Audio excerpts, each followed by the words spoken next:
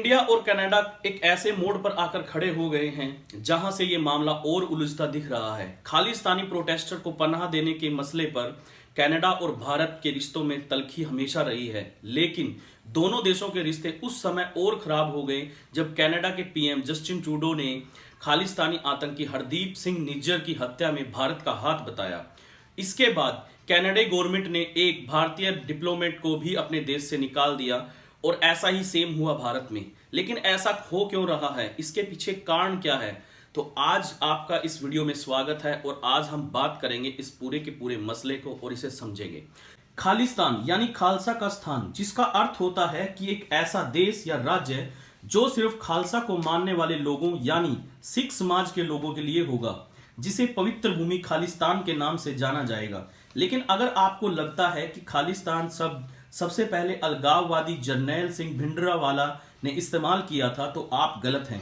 इस देश की मांग, इस शब्द का अस्तित्व उससे भी पुराना है, जिसके लिए हमें इतिहास के पन्नों को पलटना होगा। सिखों के 10वें गुरु गोविंद सिंह जी ने 1699 में खालसा शब्द का सबसे पहले प्रयोग किया था। खालसा एक अरबी शब्द खालिस से लिया गया है, जिसका अर्थ होता है कि शुद्ध होना, मुक्त होना और सच्चा होना। खालसा एक परंपरा है जिसमें 10वें गुरु गोविंद सिंह जी ने 30 मार्च 1699 में शुरू की थी, जिसके तहत सभी निर्दोष सिखों को रिलीजियन हरेसमेंट से बचाने के लिए सिख लोगों को एक सेना के रूप में स्थापित किया। खालसा परंपरा क्रूर शासक औरंगजेब द्वारा 9वें गुरु तेग बहादुर जी का सर कलम कर देने के बाद से शुरू की थी। खालसा को बनाने के पीछे कारण था कि सिख समाज के लोगों को राजनीतिक और धार्मिक स्तर पर मजबूत किया जाए। खालसा लोगों को राजनीतिक और धार्मिक स्तर पर मजबूत के साथ साथ इन्होंने एक नई परंपरा को जन्म दिया, जिसका नाम था अमृत संस्कार, जिसमें एक सिख व्यक्ति को अमृत पीने के बाद पूरी तरह से शुद्ध किया जाता था और सिर्फ गुरु ग्रंथ साहिब को ही मानता था। 1940 में जिन्ना की लीडरशिप वाली मुस्लिम लीग ने मुस्लिमों के लिए एक अलग देश पाकिस्तान की मांग रखी थी, जिसके बाद अकाली दल और सिख समाज के important leader doctor Veer Singh भट्टी ने कहा था कि वह भी सिख धर्म के लोगों के लिए एक अलग देश खालिस्तान की मांग करते हैं, जो हिंदुस्तान और पाकिस्तान के मध्य में होगा। डॉक्टर वीर सिंह भट्टी ने पुस्तिकाएं बांटी, जिसमें उन्होंने लिखा कि सिखों के लिए एक अलग देश खालिस्तान की बात की। उन्होंने बताया कि पटियाला, जींद, नाबा, फरीदकोट, कालसिया, मलेरकोटला, शिमला, जुलंधर, अंबाला, फिरोजपुर, अमृतसर, लाहौर, हिसार और करनाल को खालिस्तान में जोड़ा जाए और ये सब जगह भारत के हिमाचल प्रदेश, हरियाणा, उत्तर प्रदेश, राजस्थान के भाग हैं। 1929 के लाहौर अधिवेशन में मोतीलाल नेहरू द्वारा पूर्ण स्वराज यानी अंग्रेजों से पूरी आजादी का प्रस्ताव रखा गया था, लेकिन उस प्रस्ताव को 3 लोगों द्वारा खारिज कर दिया गया था, जिनके नाम थे मुस्लिम लीग के संस्थापक मोहम्मद अली जिन्ना, डॉक्टर BR अंबेडकर और शिरोमणि अकाली दल के नेता मास्टर तारा सिंह। मास्टर तारा सिंह ने कहा था कि वह सिखों के लिए अलग देश की मांग करते हैं। वो एक पंजाबी भाषा वाले राज्य की भी मांग करते थे, जिसके लिए उन्होंने प्रोटेस्ट भी किए थे। वरिष्ठ पत्रकार मनमोहन शर्मा के मुताबिक तारा सिंह सिखों को राजनीतिक हिस्सेदारी देने के हिमायती रहे हैं। आजादी से पहले उन्हें उस वक्त मोहम्मद अली जिन्ना पाकिस्तान की मांग का समर्थन करने के लिए कहा था। बदले में जिन्ना उन्हें उप प्रधानमंत्री बना देने का वादा किया था, लेकिन तारा सिंह ने इस मांग को ठुकरा दिया। आजादी के बाद खालिस्तान की मांग और जोर पकड़ ली, जिसकी बड़ी वजह पंजाब का विभाजन माना गया। पाकिस्तान के अलग होने के बाद पंजाब 2 भागों में बट गया। सिखों के कई प्रमुख गुरुद्वारे पाकिस्तान शासित पंजाब में चले गए, जिसका मास्टर तारा सिंह ने विरोध किया। 1956 में मास्टर तारा सिंह और पंडित नेहरू के बीच एक समझौता हुआ। इसमें सिखों के आर्थिक, सामाजिक और धार्मिक हितों की रक्षा के लिए बात की गई। यह समझौता 5 साल तक ही चला और फिर टूट गया। मास्टर तारा सिंह ने 1961 में अलग पंजाबी सूबे की मांग को लेकर आमरण अनशन शुरू कर दिया। तारा सिंह के समर्थन में हजारों सिख लोग एकजुट हो गए और 1966 में भाषा के आधार पर पंजाब को अलग राज्य बना दिया। 1967 में अकाली दल ने पंजाब में पूर्ण बहुमत की सरकार बनाई। गुरनाम सिंह को अकाली दल का नेता चुना गया और वे मुख्यमंत्री बनाए गए, लेकिन 250 डेज के बाद ही उनकी सरकार में बगावत हो गई। लक्ष्मण सिंह गिल के नेतृत्व में 16 विधायकों ने अलग गुट बना दिया। इस गुट को कांग्रेस ने समर्थन दे दिया। पंजाब में 1971 तक राजनीतिक उथल पुथल का दौर जारी रहा। 1971 में बांग्लादेश विभाजन के बाद पंजाब में इंदिरा गांधी को जबरदस्त समर्थन मिला। इस चुनाव में अकालियों का पत्ता साफ हो गया। इसके बाद फिर शुरू हुई अलग खालिस्तान की मांग। 1973 में अकाली दल ने आनंदपुर साहिब में एक प्रस्ताव पास किया। 1978 में भी इस प्रस्ताव को दोहराया गया, लेकिन 1967 में मास्टर तारा सिंह की मृत्यु के बाद खालिस्तान का आंदोलन हिंसा में तब्दील हो गया। इसके पीछे दो बड़ी वजह थी। बांग्लादेश हारने के बाद पाकिस्तान ने भारत से बदला लेने के लिए गृह युद्ध का सहारा लिया। पाकिस्तान इसमें फंडिंग और हथियार की व्यवस्था भी करता था। पैसे और हथियार के लालच में सिख युवा आ गए, जिससे ये आंदोलन और तेज हो गया। पंजाब बनने के बाद से ही वहां राजनीतिक उथल पुथल का दौर शुरू हो गया। ज्ञानी जैल सिंह को छोड़कर कोई भी मुख्यमंत्री 5 साल का कार्यकाल पूरा नहीं कर पाया। 1978 में अमृतसर में निरंकार संप्रदाय के साथ अकाली दलों का विवाद हो गया। निरंकार समुदाय के लोगों को जीवित गुरुओं पर विश्वास है, जबकि सिख गुरु गोविंद सिंह के बाद किसी को गुरु नहीं मानते। दोनों के बीच यह विवाद काफी पुराना है, लेकिन 1978 में हुए विवाद में 13 अकाली कार्यकर्ताओं की मौत हो गई, जिसमें जरनैल सिंह भिंडरावाला के करीबी फौजा सिंह भी शामिल था। कोर्ट में केस चला और निरंकारी संप्रदाय के प्रमुख गुरबचन सिंह केस में बरी हो गए।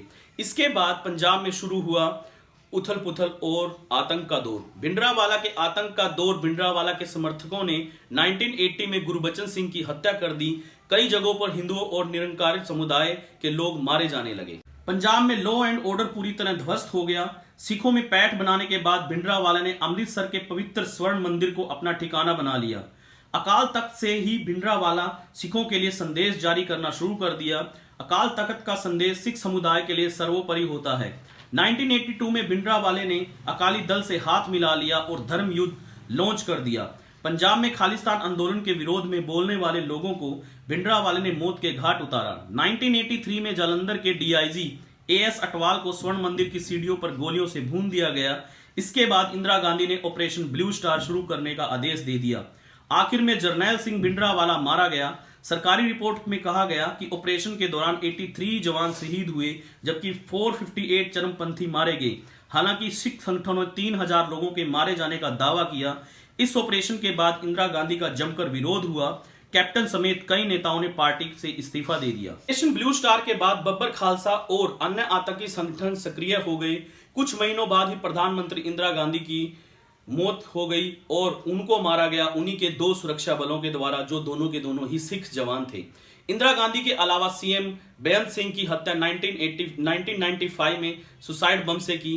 कनाडा से लंदन होते हुए भारत आने वाले एयर इंडिया के प्लेन कनिष्क को भी उड़ा दिया गया, जिससे उस हमले में 329 लोगों की मौत हो गई। हालांकि केंद्र और राज्य के जॉइंट ऑपरेशन से वजह से खालिस्तानी आंदोलन की मांग पंजाब में शांत हो गई, लेकिन हालिया विवाद सितंबर 2022 के बाद तब शुरू हुआ जब अमृतपाल को वारी से पंजाब की कमान सौंपी गई।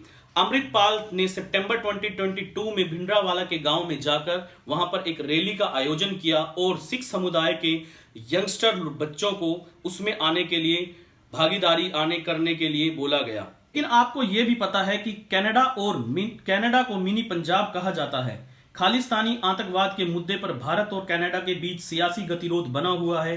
कनाडा के पीएम जस्टिन ट्रूडो ने खालिस्तानी आतंकी हरदीप सिंह निज्जर की हत्या को लेकर भारत पर संगीन आरोप लगाए थे, जिसे भारत ने सिरे से खारिज किया। धीरे धीरे बात बिगड़ती गई। अब इंडियन एम्बेसी ने कनाडा के नागरिकों को वीजा देना बंद कर दिया है। जस्टिन ट्रूडो के लगाए आरोपों के संदर्भ में जो शब्द बार बार इस्तेमाल हो रहा है वह राजनीतिक सुविधा या राजनीतिक मजबूरी। कनाडा के पीएम जस्टिन ट्रूडो के लिए आखिर किस राजनीतिक सुविधा की बात कही जा रही है, आइए समझते। कनाडा का खुफिया विभाग 2021 तक खालिस्तानी गतिविधियों पर लगातार नजर रखता था। हालात तब बदले जब सितंबर 2021 में हुए चुनाव में ट्रूडो की पार्टी को बहुमत नहीं मिला। सरकार बनाने के लिए उन्हें प्रो खालिस्तानी जगमीत सिंह की अगुवाई वाली न्यू डेमोक्रेटिक पार्टी का समर्थन लेना पड़ा। कनाडा की संसद में 338 सीटें हैं। बहुमत के लिए 170 सीटें चाहिए। 2015 में ट्रूडो को 184 सीटें मिली थी, लेकिन महंगाई आदि के मुद्दों को लेकर उनकी लोकप्रियता गिरती चली गई। 2019 के चुनाव में उन्हें महज 157 सीटें ही मिली थी और बहुमत से जो कि 13 सीटें कम थी। उन्होंने गठबंधन नहीं किया और मुद्दा आधारित समर्थन के साथ अल्पमत की सरकार चलाई। अल्पमत की सरकार को बहुमत में बदलने की उम्मीद में ट्रूडो ने 2021 में फिर चुनाव करा दिए। उनको उम्मीद थी कि कोरोना के बाद जनता उनको अधिक समर्थन देगी, लेकिन उनको 158 सीट ही मिली। इस बार ट्रूडो ने खालिस्तानी अलगाववादी नेता जगमीत सिंह के साथ कॉन्फिडेंस एंड सप्लाई समझौता किया। जगमीत सिंह की पार्टी 25 सीटें जीती। ट्रूडो की सरकार जगमीत के समर्थन से चल रही है। जगमीत सिंह खालिस्तानी नेता है। वह भारत विरोधी गतिविधियों को चलाने वाले संगठन के सरगना भी हैं। यही वजह है कि ट्रूडो कनाडा में पनाह लेने वाले भारत के भगोड़े और मोस्ट वांटेड खालिस्तानी अलगाववादियों को भारत को सौंपे जाने की मांग को खारिज करते रहे हैं और ट्रूडो जगमीत सिंह का अलायंस 2025 तक का है। अबेका डाटा पोल के मुताबिक 50% कनाडाई चाहते हैं कि ट्रूडो गद्दी छोड़ दें और किसी और को पीएम बनने दें, लेकिन महज 27% कनाडाई चाहते हैं कि ट्रूडो दोबारा पीएम बने। इस पोल के मुताबिक कंजर्वेटिव पार्टी का 38% वोट शेयर है।